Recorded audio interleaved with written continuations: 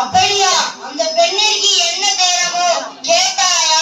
கேட்டேன் மன்னவா. அதை பற்றி உங்களிடம் தான் கூற வேண்டும் என்று சொல்கிறார். அவர் உங்களிடம் நீதி கேட்டு வந்திருப்பதாக கூறுகிறார். நீதி கேட்டு வந்திருக்கிறாரா? சரி, அந்த பெண்ணை உள்ளே அனுப்பு.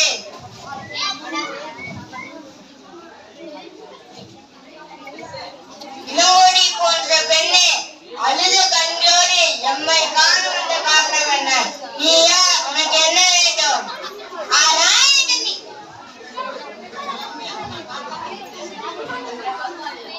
ஆராய்ந்து நீதி வழங்கிய மன்னனே, என்னையா யாராச்சு கேட்கிறார்? சொல்கிறேன் கேள். உலக வியக்கும் வண்ணம் ஒரு புறாவுக்காக தன்னுடனே தந்த சிவிவனை பற்றி நீ அறிவாயா?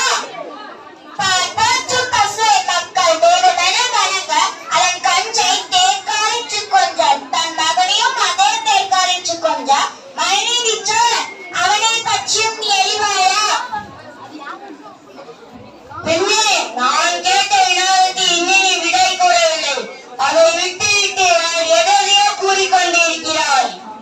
இழப்பின் அருமை தெரியாத மன்னனே, என் நிலை அறியாதத்தான் இப்படி பேசிக் கொண்டிருக்கிறாய். நான் இதுவரை கூறிய பெருமை மிக்க சோழ மன்னர்கள் வாழ்ந்த புகழ்ந்தவனே எனது ஊர். அவ்வூரில் பழியில்லா திருப்பினையுடைய புகழ்மிக்க மாசாத்துவார் மகனாகிய கோவலன் என்பனின் மனைவினார். ஓ, இப்போது புரிகிறது. நீ அந்த கோவலனின் மனைவியா? நீ போதும் மன்னா, என் கணவனை இகழ்வது உனக்கு என்ன தகுதி இருக்கிறது? ஊதிரை பயனாளர் ஊருக்கு வந்து என் காற்றிலுமே நிற்க வந்த என் கணவனை அஞ்ஞானமாக கொன்று விட்டாயே, நீ செய்தது தகுமா? பெண்ணே, போர் நிறுத்து. கல்வனை கொல்லுவது கொடுங்கோல் என்று அத்தை ஏற்புடையது. அத்தை அரணனையும் ஆகும். இதை அனைவருமே அறிவார்களே, உனக்கு தெரியாதா என்ன? அரணே தவறிய மன்னனே, தவறுவழி தண்டிகள் தகுதிய மன்னனுக்கு உரியது என்பதை நானும் அறிவேன். ஆனால் நீ கூறியது போய் என் கணவன் கல்வன் அல்ல. அவனிடம் இருந்த சிலம்பும் அரசிக்குரிய சிலம்பன்று. அதன் இணை சிலம்பு என்னிடம் உள்ளது.